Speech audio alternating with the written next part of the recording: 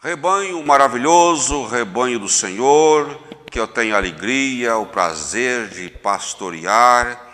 É com alegria que estou aqui para trazer mais uma reflexão para a sua edificação espiritual.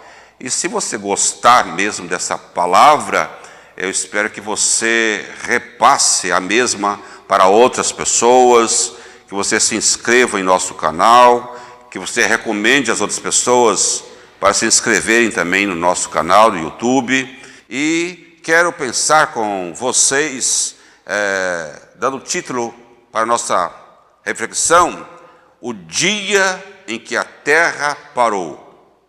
Repete comigo, o dia em que a terra parou.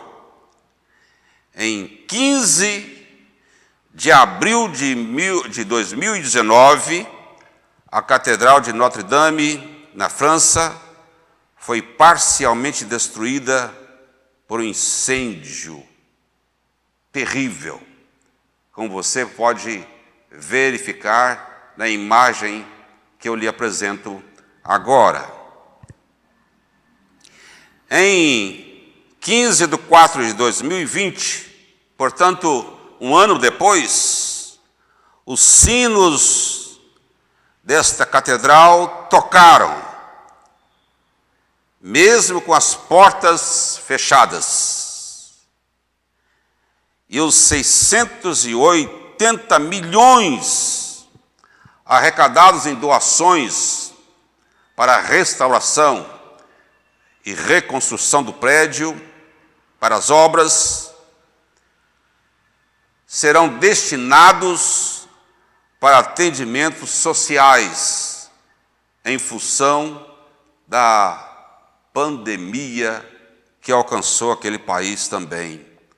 Como você pode perceber, os sinos da Catedral de Notre-Dame estão tocando e as pessoas estão para o lado de fora da catedral. E isso me remete a um hino escatológico também.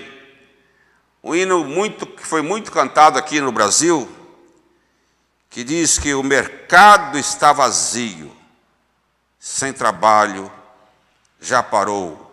O martelo dos obreiros, o barulho já cessou. Os ceifeiros lá no campo terminaram seu labor. Toda a terra está em suspense. Cristo voltou.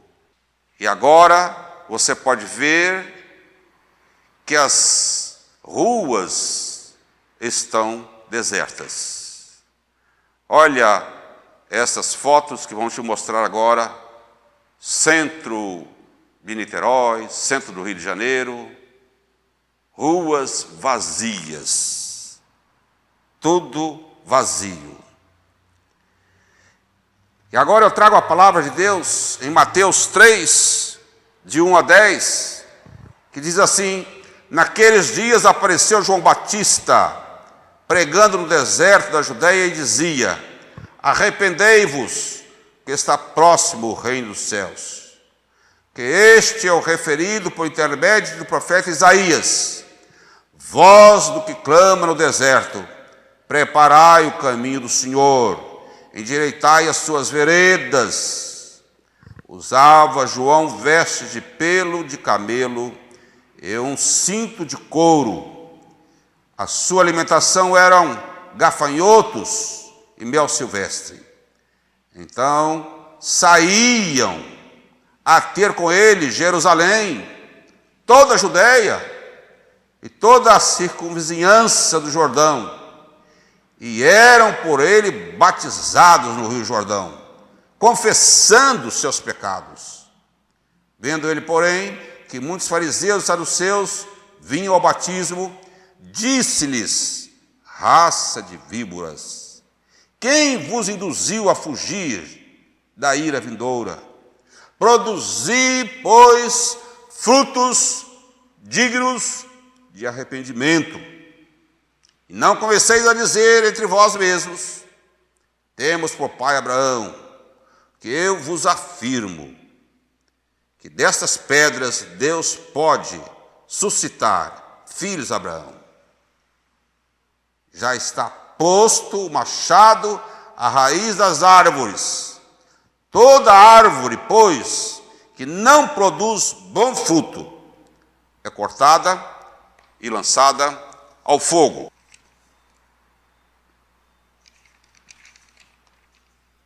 Pois é, as agendas foram guardadas, os relógios perderam a sua utilidade, audiências de justiça foram suspensas, consultas médicas foram adiadas, viagens foram transferidas para outras datas, porque Deus permitiu, Deus não mandou, Deus permitiu que a terra parasse, que o mercado ficasse vazio. O vírus não é um enviado de Deus, mas Deus permitiu que o vírus viesse e parasse a terra, para que todos nós possamos refletir.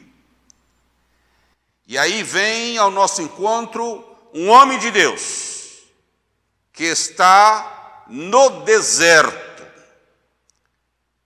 João Batista não era procurado pela sua aparência pessoal, nem pelo seu tipo de alimentação, nem pelas suas vestes, que eram muito rudes e esquisitas. Ele não tinha um púlpito num templo como eu tenho aqui agora. João Batista não oferecia cura, não oferecia sinais, não oferecia milagres e profecias. Ele tinha uma mensagem. Ele era uma voz, alguém que não andava com reverberações, alguém que não era mobilizado por ecos. Ele tinha uma voz que clama no deserto, uma voz longe do burburinho, longe das multidões. E ele dizia: arrependei-vos, porque é chegado o reino dos céus. Preparai o caminho do Senhor, endireitai as suas veredas. A terra está parada, Deus permitiu que a terra parasse, que o mundo parasse, para a gente pensar em arrependimento, para a gente pensar em preparar o caminho do Senhor. E o povo, diz o texto, e o povo respondia, confessando os seus pecados e se batizando, descendo as águas do Jordão, não necessariamente por imersão, mas desciam as águas do Jordão, para serem batizados. E lá naquele cenário, João contestou a religiosidade dos fariseus e saduceus,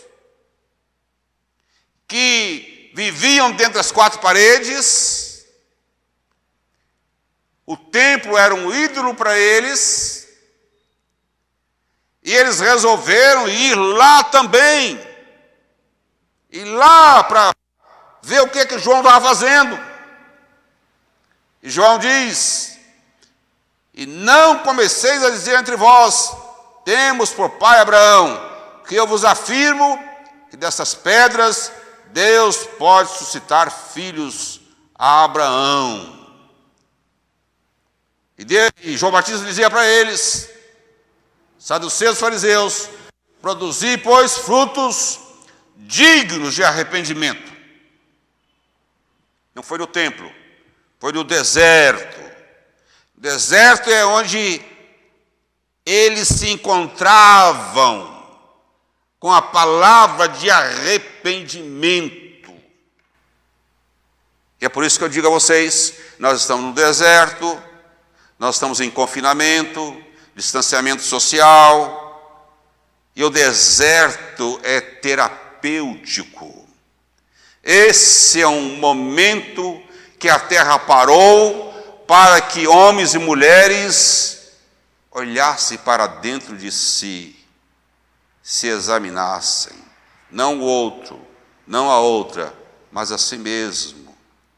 Esse deserto que Deus proporcionou, que Ele permitiu, para a gente cair em si mesmo, como o filho pródigo, não cair no outro, não cair de cacetada em cima do outro, mas cair em nós mesmos e olharmos para o nosso interior. O profeta Isaías, com a morte do rei Uzias, o profeta Isaías era um profeta palaciano, e vendo o trono vazio, entristecido pela ausência do monarca, o trono vazio, Uzias morto, ele angustiado, o trono vazio, e ele diz, capítulo 6, versículo 1, viu o Senhor assentado sobre um alto e sublime trono. A terra parou para que a gente pudesse enxergar Deus nos outros, enxergar Deus em si mesmo, em si mesma. João, exilado na ilha de Pátimos, no deserto, ouviu o Senhor e escreveu o livro do Apocalipse. Coisa maravilhosa, está no deserto. Ele vê o Senhor, ele ouve o Senhor, ele escreve o livro. Uma boa parte das epístolas paulinas foram escritas no deserto da prisão, preso, mas produzindo, vendo o Senhor, tendo uma experiência sobrenatural. Foi no deserto que Elias orou e não choveu. Parou a terra por 42 meses, sem sentir uma gota de chuva. Foi no deserto que Elias orou e desceu fogo do céu, e destruiu a idolatria e os profetas de Baal. Foi no deserto que Moisés recebeu as tábuas da lei. Deserto. Quer receber de Deus? Quer ter uma experiência com Deus? Deserto. Deserto, você está longe de confusão, está longe dos delírios, dos ecos da sociedade, da pós-modernidade, está longe de toda a confusão. É você e Deus, é você e Deus mesmo, não existe outra alternativa. O Covid-19, um vírus antropogênico, preste bem atenção nessa palavra, um vírus antropogênico, evidenciou de maneira lamentável o processo de esvaziamento de templos, com indicativos de dias difíceis na nova normalidade. O novo normal é de exposição das desigualdades sociais. Esse vírus veio esculachar com os políticos e com os países, mesmo os países ricos, que ele veio para expor as desigualdades sociais, veio para a gente dar valor aos trabalhadores invisíveis. Quanta gente que agora tem uma importância tremenda para nós, mas antes ninguém via, ninguém falava, ninguém dava sentido. Essas pessoas hoje já são tremendamente importantes para nós. Veio para nos dar moderação nos gastos, para dizer para a gente, olha, o que você tem dá para viver muito bem, não precisa sair todo dia. Deus tem suprido as nossas necessidades, graças a Deus. Não os nossos desejos, mas as nossas necessidades. E a terra parou. E Deus? Deus sabe de tudo. Deus é infinitamente soberano. Mas Deus não viola o livre-arbítrio que Ele concedeu à humanidade. Deus não viola as leis da natureza. Deus se submete às leis que Ele mesmo criou.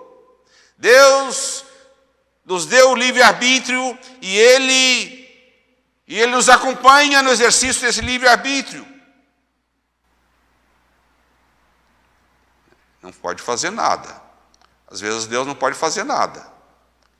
Deus não pode evitar as ruínas, os infortúnios, mas Deus caminha conosco no meio das ruínas. Deus caminha conosco no meio das tragédias. Deus trabalha em nós para que a luz, o nosso lado luminoso, ofusque, acabe com as trevas. Deus levanta homens e mulheres maravilhosos nesses meios de pandemia. Na pós-pandemia, existirão milhões de pessoas desempregadas, famintas, doentes, sem condições de frequentarem os serviços religiosos no templo, porque o mercado está vazio, seu trabalho parou, o martelo dos obreiros, o barulho já cessou, os sinos tocam, mas os interessados não podem entrar no templo. É um tempo de reflexão, de busca em nossa interioridade, dos vazios existenciais, que tentamos preenchê-los com a exagerada busca de prazer, de intensa conexão com o mercado de consumidores, pela busca neurótica de segurança e conforto. Não é verdade, irmãos? E agora, soam em nossos ouvidos as palavras de Jesus. Pois o que adianta ao homem e à mulher ganhar o mundo inteiro e perder-se ou destruir-se a si mesmo? Não adianta nada, irmão. A abstinência forçada das atividades religiosas, do templo, deve ser entendida como uma oportunidade para avaliação do nosso estilo rotineiro, mecânico, acrítico, na nossa carreira cristã. É para a gente parar e pensar. Sim, a terra parou como se fosse uma greve mundial para confrontar as nossas sombras, os nossos instintos primitivos, os nossos preconceitos, a nossa arrogância, as nossas inverdades, os fantasmas que criamos em nossas mentes, os ídolos, as paranoias e neuroses. Sim, tudo parou para que pudéssemos ouvir a voz divina. Aquietai-vos e sabei que eu sou Deus. Aquietai-vos e sabei que eu sou Deus. Não andeis ansiosos quanto que haveis de comer e beber. Tende fé em Deus. Deus nos fez olhar no espelho e nos fez deitar no seu divã para ouvirmos a alma faminta de pão, a alma sedenta de água. O presidente do Santander, de Portugal, morreu de Covid-19 e a filha, chorando, disse: meu pai tinha muito dinheiro, mas ele morreu porque ele precisava só de oxigênio, ele precisava respirar. Sim, meus irmãos e irmãs, a terra parou para o esvaziamento dos templos, do capitalismo, com as suas marcas sofisticadas. Nunca circulou tanto dinheiro no mundo como está circulando agora. Os deuses do neoliberalismo estão com as mãos amarradas. Mamon tornou-se refém do vírus. Amém, pastor Levi? Mamon tornou-se refém do vírus. O individualismo, o egoísmo está na UTI. E já caminhando para o final, quem só sabia servir a Deus no templo está incomodado, mas terá que aprender a servir a Deus em casa, como sacerdotes, sacerdotisas.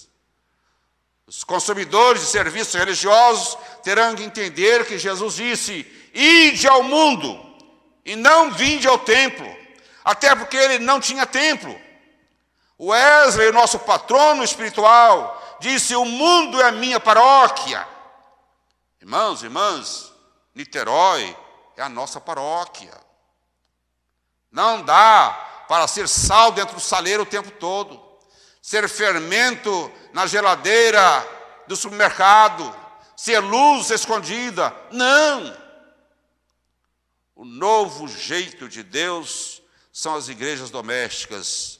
Onde estiverem 2 ou 3 reunidos em meu nome, disse Jesus, aí eu estarei no meio deles. O Deus do templo é o Deus dos lares. É o retorno do cristianismo primitivo, que deixou os mercenários e exploradores da fé raivosos no Brasil todo, com falsas promessas, porque a terra parou, as ruas ficaram desertas e os templos vazios. Deus está no mesmo lugar que estava quando Jesus morria. E agora Deus está nos deliveries, nos motoristas, nos serventes, nos enfermeiros e enfermeiras, nos médicos e médicas, nos pesquisadores, pesquisadoras, nos líderes, comunidades, nos doadores. Deus está conosco, aleluia. E em breve vamos levantar, sacudir a poeira, dar a volta por cima. Deus, mais uma vez eu digo, Deus não provoca as tragédias, mas caminha conosco no meio delas, nos confortando e nos enchendo de esperanças. Eu estarei com vocês todos os dias, até a consumação dos séculos, disse Jesus. Ele está com você, meu irmão, minha irmã, Ele está conosco, em nome de Jesus. Se o sol vier sobre a sua vida, que ele possa aquecer a sua vida.